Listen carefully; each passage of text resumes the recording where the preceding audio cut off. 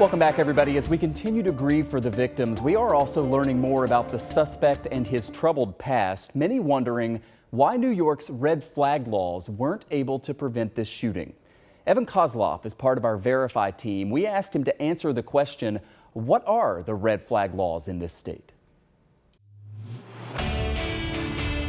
The basic premise of a red flag law is this: if someone exhibits violent behavior or poses a threat to themselves or others, family members or others can report it, giving the court an opportunity to take away his or her weapons. And on social media, there's concern about why this didn't happen. Take this post from former New York City Mayor Bill de Blasio. For a school assignment, he said he wanted to commit a murder-suicide after graduation. He underwent psychiatric treatment, and not one person tried to invoke New York's red flag law. NYS's system failed. So let's break this down with the help of our sources. Warren Eller, professor at the John Jay College of Criminal Justice, online resources from the New York court system, and this section of New York state law. And let's start there. This section breaks down what are called extreme risk protection orders, writing that a person can be prevented from purchasing or possessing a firearm if there's, quote, a probable cause to believe the respondent is likely to engage in conduct that would result in serious harm to himself, herself, or others. If someone has concerns for your mental health, for your stability, for your well-being in a short-term emergent situation,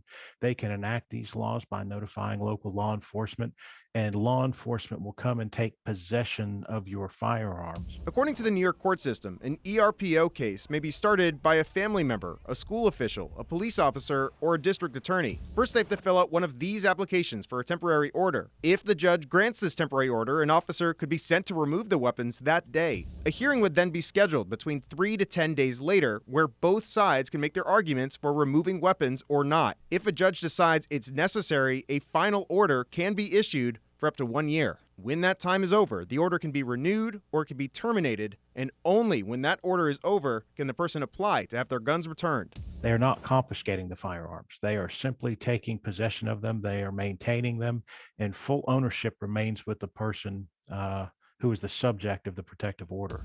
And in the case of the Buffalo shooter, NBC is reporting that an emergency order was never issued, meaning that this process never took place, something lawmakers are going to be looking at very closely. In Buffalo, I'm Evan Kozloff, Channel 2 News.